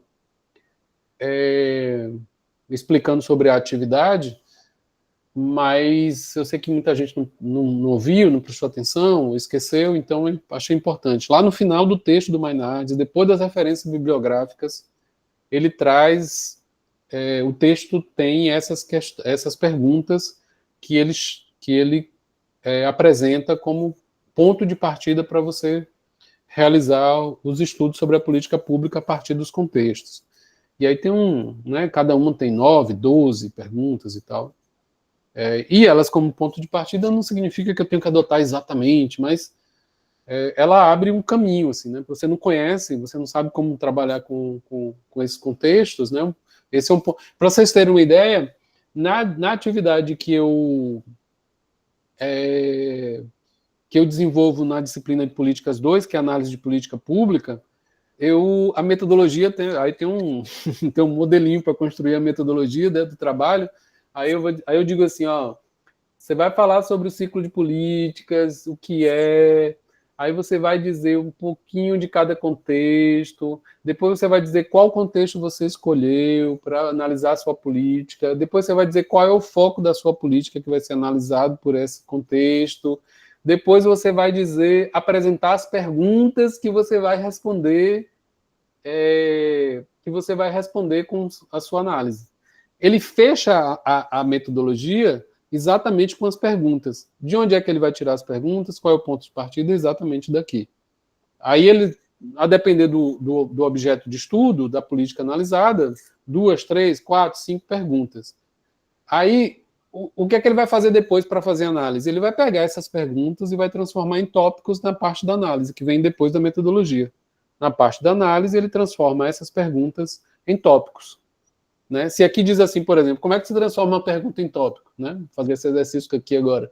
Quais são as influências e tendências presentes na política investigada? Eu vou transformar em tópico. Influências e tendências presentes na política. Ou seja, isso faz com que, quando eu for fazer a análise, eu não fuja. Né? Eu não vou fugir. Eu vou me ater exatamente ao que eu me propus. Exatamente ao que eu estabeleci no plano de análise. Eu estabeleci no meu plano de análise, na metodologia, que eu vou responder 3 perguntas, né, sobre a política que eu estou estudando. E a primeira é essa: quais são as influências e tendências presentes na política investigada? Quando eu vou transformar em tópico, ela vai virar influências e tendências presentes na política investigada. Então, eu vou fazer a análise dessa política tentando responder exatamente isso. Identificar essas influências e tendências presentes na política. Então, é assim que se dá o desdobramento da atividade lá que eu desenvolvo com os alunos de pedagogia. Aí tem aqui a continuidade das perguntas dentro do contexto de influência. Aí tem as perguntas da produção de texto, né? Quando se iniciou a construção do texto? Quais são os grupos de interesse representados no processo de produção do texto da política? Quais os grupos excluídos? Houve espaço para participação ativa dos profissionais envolvidos na construção dos textos? Com o texto ou textos da política, como o texto da política foi construído? Quais as vozes presentes? Quais as vozes ausentes? Então, por exemplo, se eu quero transformar isso aqui, se eu anuncio que essa é uma pergunta que eu vou responder na metodologia, na minha análise ela vai virar um subtópico. Eu vou dizer vozes presentes e vozes presentes / ausentes na política pública. Então, eu transformo a pergunta em tópico e então eu vou me ater àquilo que eu me propus analisar. Aí tem a continuidade. Dentro da prática, no contexto da prática, também tem um rol de perguntas, né? Como a política foi recebida, como ela está sendo implementada. Porque o Maynard se baseia num estudo de um outro teórico para construir as perguntas, porque foi um outro teórico que construiu, fugiu o nome agora, mas está lá no texto, que construiu. É por isso que a palavra implementada aparece aí, mas não é do ciclo de políticas. Né? Quando se trata de ciclo de políticas, não usa a palavra implementada. Então, como os profissionais, diretores, pedagogos e demais envolvidos interpretam os textos, há mudanças, alterações, adaptações do texto. Então, por exemplo, se eu usei essa pergunta aqui, se eu anunciei na metodologia para analisar o contexto da prática, por exemplo, da BNCC, na análise eu vou transformar em tópico. Então, vai ficar aqui como os professores interpretam os textos. Aí eu vou botar professores de interpretação da política a partir da visão dos professores, diretores e pedagogos, por exemplo. Vira um tópico, né?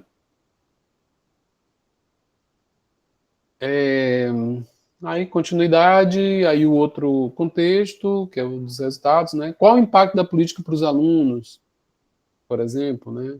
Qual o impacto da política para grupos específicos, como classe social, gênero, raça, etnia, localidade, características pessoais dos alunos, ritmo de aprendizagem, pessoas portadoras de necessidades especiais, né? Há consequências inesperadas? Quais? Há dados oficiais sobre o impacto da política? O que eles mostram, né?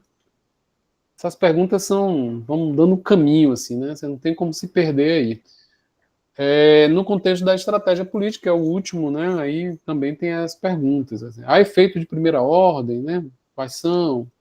O que pode ser considerado como efeito de segunda ordem? Como eles podem ser analisados? Até que ponto a política contribuiu para a elevação dos padrões de acesso, oportunidade, justiça social? Como tais estratégias podem ser disseminadas? As estratégias delineadas são execuíveis e fundamentados em referenciais teóricos consistentes. As estratégias delineadas consideram os aspectos macroestruturais.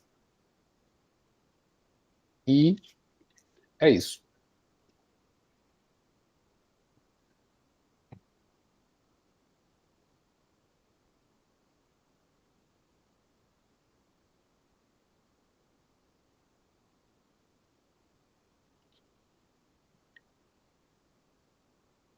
Vocês estão aí ainda, né? Estamos sim, professor.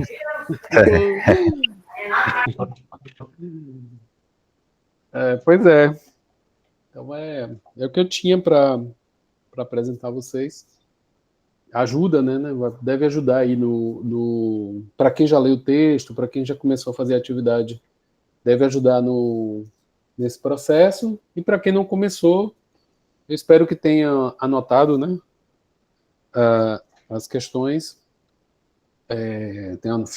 tenham feito as suas anotações para poder, na hora que estiver realizando a atividade, poder lançar mão desse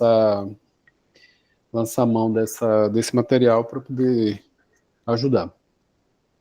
Eu estou aqui disponível para, se vocês tiverem alguma pergunta, eu vou... Professor, boa noite. Eu vou me permitir fazer algumas indagações. Sim, fique à vontade. E, ao mesmo tempo, uns comentários, porque eu acredito que não seja apenas a minha realidade, não seja apenas eu que esteja nessa situação, mas outras pessoas também que não é da área de pedagogia e que está se deparando com essas discussões que não é divergente da nossa profissão, de tudo que a gente falou, né, da nossa trajetória de estudo, mas é algo que está sendo novo, né, me deparar com essas problemáticas, se tratando necessariamente de formulações de políticas públicas. Sim. Ô, professor, a primeira coisa que eu queria perguntar é se esse slide vai estar disponível para a gente. Vai ser... Não? Não. Ok. A minha outra pergunta é a respeito desse último trabalho, né, que vamos fazer, que algum já deve ter feito. É porque eu estou tentando fundamentar a minha discussão muito no projeto de lei que foi executado recentemente, alguns meses atrás, que é o PEC de meia licenciatura. Sim. E eu estou tentando trazer a minha discussão acerca desse tema, porque, de uma certa maneira, eu tenho bagagem prática, não teórica. Sim. Bagagem prática. E aí eu queria saber do senhor se tem a possibilidade de eu tratar um pouco do texto, mas buscar mais a discussão, o embasamento na minha prática. Porque eu acho que na prática se torna mais fácil discutir do tema do que propriamente do texto, né? Porque o texto é muito bonito. Mas quando chega na prática, há essa divergência. Aí eu queria saber se tem como fazer esse trajeto, né? Sim. É David, né? Seu nome? Exatamente. Pronto, para não pronunciar errado. David, o que é que acontece? Você escolheu um tema maravilhoso, assim, recente e que suscita muita novidade, né? Suscita curiosidade, suscita interesses, né? Claro, aí quando eu me debruço sobre uma política pública para analisá-la, eu preciso ter conhecimento do que é que eu vou ter à disposição. Como é uma política pública recente, que está muito recente, você vai ter poucos elementos para fazer análise de prática dessa política pública. Porque a análise a partir do contexto da prática implica implica você analisar esse desdobramento da política no contexto da prática. Como é que essa política está se desdobrando? Agora, se você me disser assim, não, professor, eu estou situado como emprego, como atividade, ou como, enfim, num lugar, num espaço em que eu consigo acompanhar isso, eu estou acompanhando isso, o desdobramento dessa política pública, né? Eu estou, de fato, lidando com a política pública ali, estou acompanhando esse processo. Aí você tem elemento.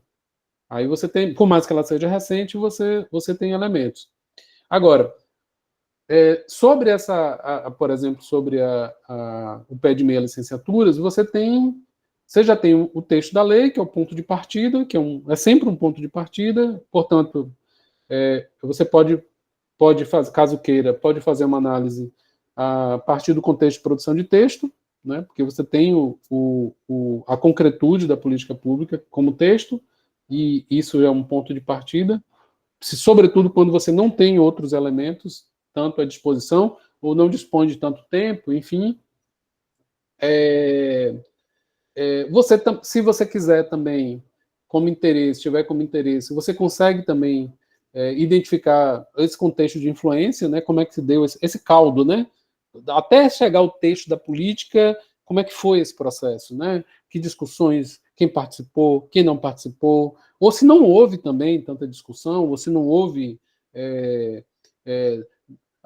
as audiências públicas, que normalmente são características de qualquer discussão de política pública, né, de educação também, sobretudo, você tem as audiências públicas. Agora, para o Plano Nacional, por exemplo, de Educação, novo plano, as audiências estão acontecendo, né, que é o momento da sociedade poder participar desse processo da discussão da política, né, poder influenciar a construção dessa política.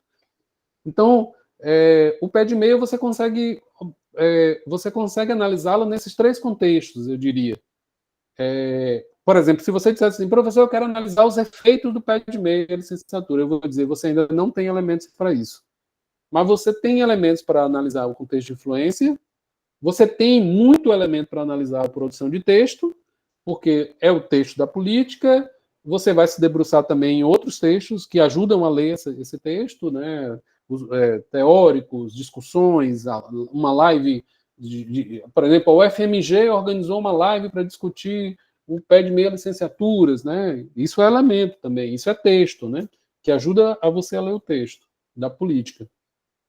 Agora, o contexto, quando você fala assim, eu quero ir para o contexto da prática, eu fico com um pouquinho de receio, a menos que você me informe, e talvez eu não talvez você tenha informado e eu não tenha entendido, de que você tem elementos da prática. Você está no espaço, no lugar em que você lida diretamente com essa política pública, o desdobramento dela. Se for o caso, você tem elementos também, né?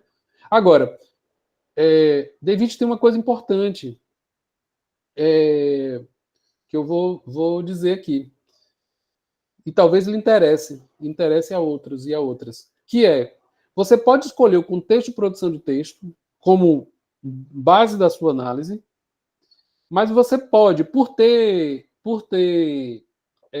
elementos da prática, por estar acompanhando alguma ação, por estar acompanhando o desdobramento de alguma maneira, ainda que você não tenha tantos elementos, porque a política é recente, você pode agregar essas informações à sua análise. Você só não precisa informar que você está fazendo isso no contexto da prática.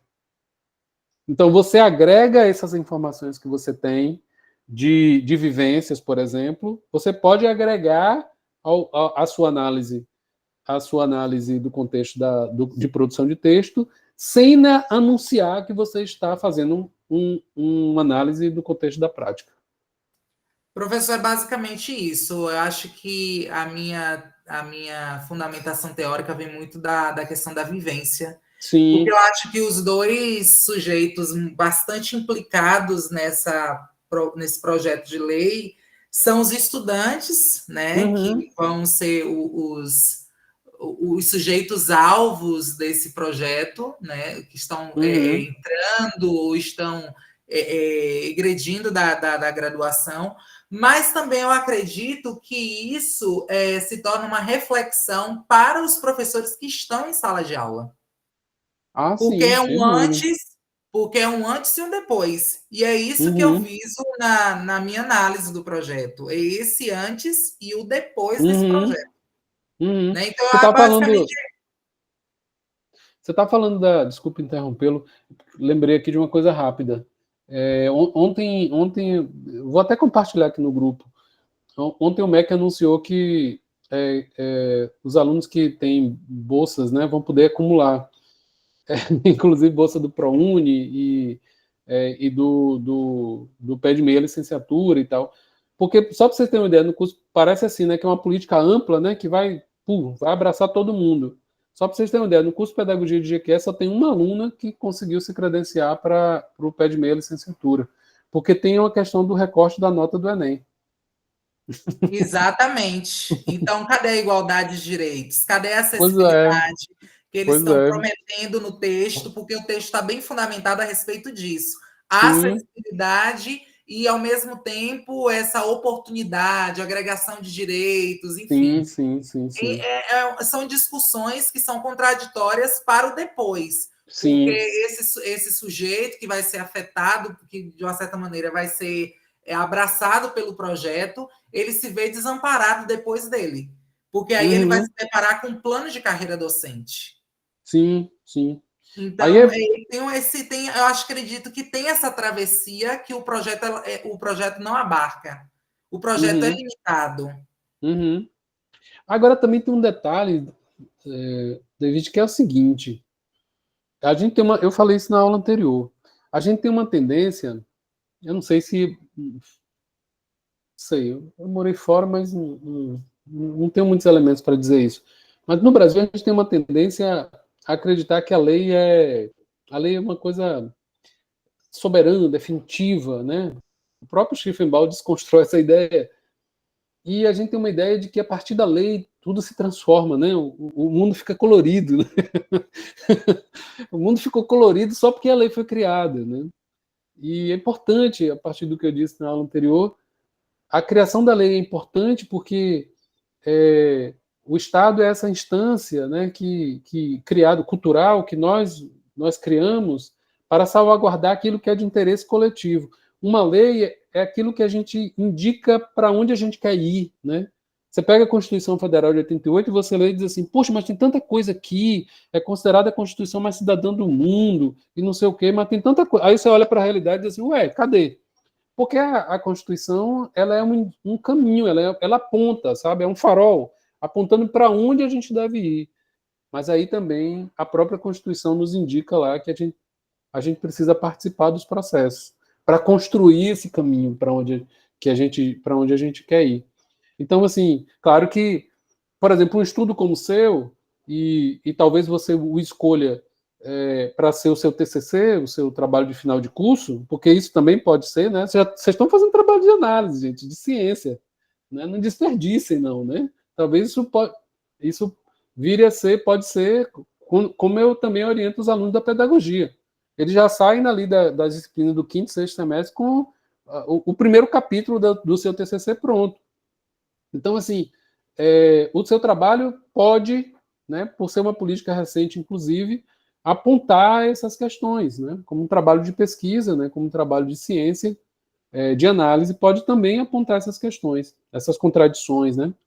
E aí eu recomendo, né, que você adote o contexto de produção de texto, porque você tem um elemento, a concretude, mas como você tem informações, elementos da prática, traga esses elementos para a sua análise, né? Traga esses elementos para, inclusive, apontar as contradições do texto. Né? Traga esses elementos da sua prática para apontar as contradições do texto. Mas eu entendo que a forma melhor de você construir é a partir do contexto de produção de texto. Renato, você tinha levantado a mão. Boa noite, professor. Boa noite, Boa turma. noite. Basicamente, o professor respondeu agora, porque eu e minha colega, a gente fizemos o trabalho em dupla. A gente utilizou a política de educação em tempo integral. E aí eu ia perguntar se podia apanhar 2 contextos, né? Que a gente tem um contexto da contextualização do texto, né? E também a questão da prática, porque a gente vê as dificuldades, né? A gente também Sim. a gente lida com isso aí. Essa era uma das perguntas, né? Como o professor já respondeu, muito obrigado. E a outra eu te perguntei também no grupo, Simone me respondeu também, mas eu gostaria de saber, assim, a última questão, a questão avaliativa que está Sim. lá, essa questão a gente vai ter que anexar também em PDF, ou também eu É perguntei a anexar em Simone, PDF. É uma atividade que PDF, você vai né? fazer, e anexar. No Eu caso, tenho ali, um. aquela autoavaliação, desculpa, aquela autoavaliação, no caso, eu coloco aqueles 3 tópicos É isso, é isso. e- isso, Ali você não precisa. A autoavaliação é diferente em termos de materialização, de produção, é diferente da análise que você vai fazer. A análise você vai produzir no Word, depois transforma em PDF, ou pode botar em Word também, se vocês quiserem, e você vai certo. anexar. A autoavaliação é feita ali mesmo. Ali vai ter um espaço em que você faz ali a Eu não autoavaliação. fazer no Não precisa Word, transformar. produzir Ah, isso, isso. não. É Eu lá até mesmo. perguntei Simone também tinha respondido que era só Não, é responder mesmo. só Mas responder isso. eu respondo de uma nota única ou vou ter que Ali você vai se responder? dar um, né? Você vai se dar um, né? A sua Entendi, autoavaliação. Você tem entendi, até um para entendi, se dar, porque entendi. na distribuição das notas 5, 4 e 1, né? Muito obrigado pelo Autoavaliação. aprendizado, viu? Eu que agradeço, Renato. Eu tenho notícias boas, assim, né? Que eu acho que vocês vão gostar, né? A gente ficou recebendo aí solicitações de vocês, né? Sobre uma prorrogação, né? Houve uma prorrogação do primeiro fórum, por exemplo, e vocês estavam aí solicitando prorrogação, um prazo maior para concluir as atividades e concluir essa segunda atividade, que é a análise, que é uma atividade, né, que exige um pouco mais de cuidado e tudo mais. E aí, como não sou eu que decido sozinho isso, porque prorrogar uma disciplina implica em um efeito sobre o calendário, né? E a coordenação eu tive que conversar com a coordenadora. Eu levei essas solicitações que vocês passaram para as tutoras, para os tutores, e eles passaram para mim, e eu passei para a coordenadora. E a professora Enia sinalizou com a possibilidade, considerando tudo isso, né? Considerando a inoperância do Moodle, né? A questão do período agora, né? A gente vive na Bahia, né? Período de festas juninas e quem está em escola organizando atividades e tudo mais, isso aqui é complicado. E também considerando que no meu argumento para ela eu também disse isso, né? Eu não estou aqui desconsiderando que algumas pessoas deixam para fazer as coisas na última hora, né? Que é um comportamento bem brasileiro, né? Bem nosso, né? Vai deixando, vai deixando. E aí ela sinalizou com a possibilidade da gente fazer uma prorrogação da disciplina até o sábado, dia 28. E é isso. Então a disciplina não encerraria no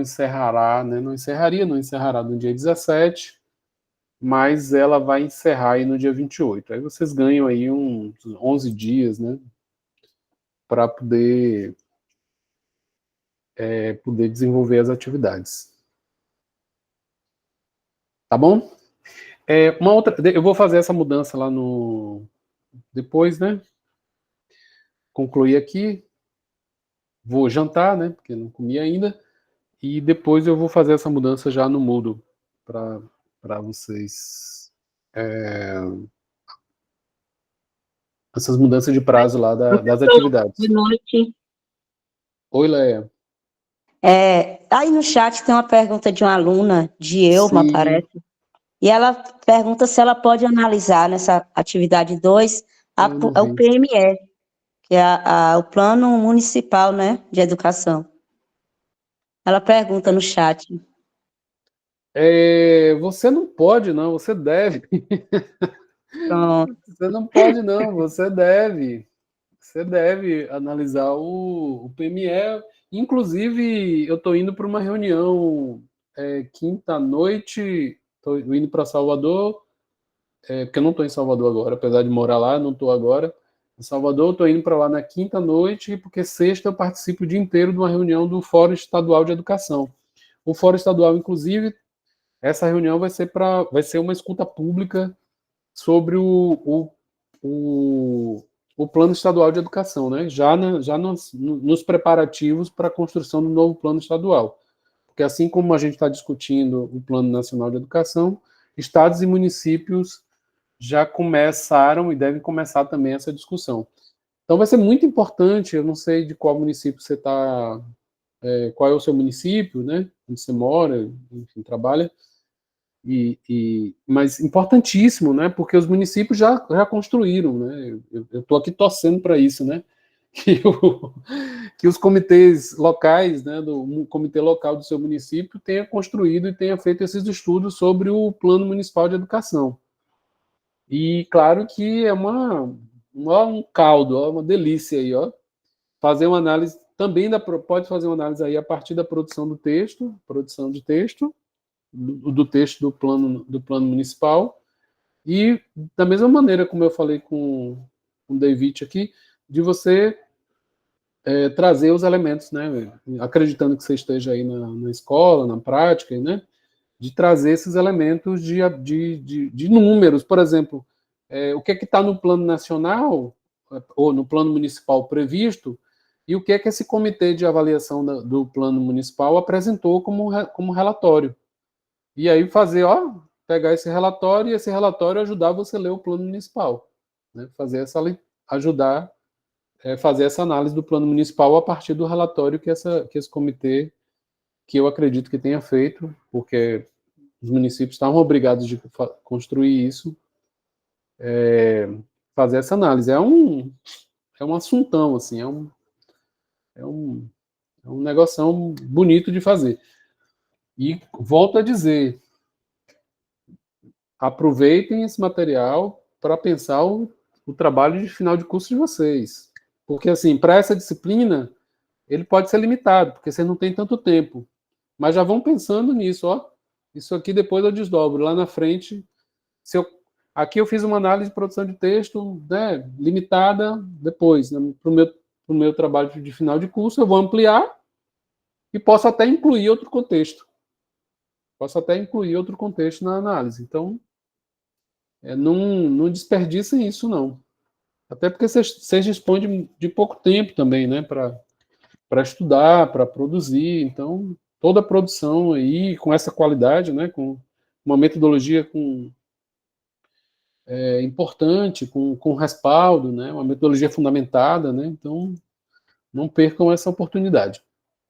Eu vi que vocês comentaram aqui sobre a questão das gravações. A aula está sendo gravada, como a anterior também foi. Eu fiz a solicitação, é isso, né? Não fica comigo essa decisão. A aula estava gravada, ela fica num drive, o drive está sob responsabilidade de um determinado professor que é da SEAD, né? Da SEAD. Eu fiz a solicitação à coordenação, né, porque aí, hierarquia, né? A coordenadora Ênia, para solicitar a SEAD que disponibilizasse. E aí ela ficou de ver com o professor Danilo, não me deu retorno. Acredito eu que não conseguiu. Mas eu vou reiterar isso e vou falar diretamente com o Danilo também, para que ele disponibilize e aí a gente já consiga colocar as duas, né? A da aula passada e dessa aula também, para já deixar aí para vocês poderem reassistirem e para quem não está aqui hoje, poder assistir, tirar as dúvidas e tudo mais. Até porque tudo o slide que eu apresentei aqui é todo do texto. Não tem nada que não esteja no texto do Maynardes. Absolutamente nada que não esteja no texto do Maynardes. Só explicações e tudo mais que eu trouxe, mas nada disso. Erivaldo, eu não sei, eu não... eu expliquei isso no início para vocês, né? E nem eu sabia, depois quando eu fui convidado pela professora Ênia, eu fui verificar que essa pós ela faz parte de um programa, ela tem um pacote, assim, ela faz parte de um programa. E aí tem procedimentos bem definidos, assim, né? Sobre o trabalho final de curso, eu não sei qual vai ser, se é artigo, qual é a produção. Na pós que eu coordenei, que é a pós em gestão educacional, a produção final foi artigo científico. Projeto de pesquisa, produziu projeto de pesquisa, depois artigo científico. Mas aqui essa eu não sei. Posso perguntar para a professora Ene aqui, posso colocar no grupo lá dos tutores, das tutoras, e elas repassam essa informação para vocês. Ou as tutoras podem também saber essa informação da coordenação, de informarem vocês, mas agora, nesse momento, eu não sei. E já me despedindo, estou vendo aqui que vocês já estão já estão se despedindo aqui, né, que já são 9h40, já estão aqui dizendo tchau para mim. Também dizer tchau para vocês, agradecer pela atenção, pelo carinho. Espero que tenha... Fiquei muito feliz com o desenho que eu construí para essa disciplina. Muito feliz, assim, sabe quando a coisa fica redondinha, assim, sabe? Ficou redondinha, sem muitas complicações, não tem muitos textos, né? Mas está redonda a proposta. E eu fiquei bem feliz, assim, poder construir isso. Para vocês terem uma ideia, a construção de alguns materiais aqui para essa disciplina, já vou aproveitar lá para as disciplinas da graduação também, algumas ideias que me surgiram, algumas coisas. Já pensei, isso aqui já próximo semestre eu já posso usar e tal. E fiquei feliz também por isso. E quero agradecer o carinho de vocês, a atenção comigo. Oi, Keila.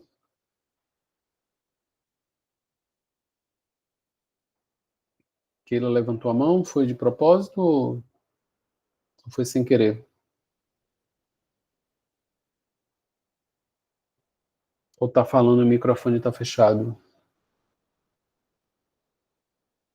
Alguém perguntou se tem lista de frequências. As tutoras e tutores, respondam aí, por favor. Tem frequência, não tem?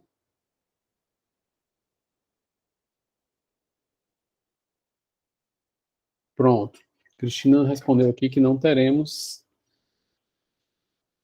De toda forma, eu tenho uma extensão aqui vinculada ao Meet, que quando finaliza aqui, ele gera uma lista de frequência. Normalmente eu arquivo, né? Mas se depois a coordenação quiser, eu posso encaminhar também. Muito obrigado, gente. Boa noite. Um carinho para vocês. Bom descanso. Qualquer dúvida que vocês tiverem, vão socializando aí com as tutoras e os tutores, eles vão passando para mim, a gente vai dialogando. Não deixem para a última hora. Quem é de licor, tome seu licorzinho, mas não esqueça de fazer o fórum. Não esqueça, vá dançar o seu forrozinho, mas não esqueça de fazer sua análise. Viu? Tudo com equilíbrio é bom, né? Um abraço.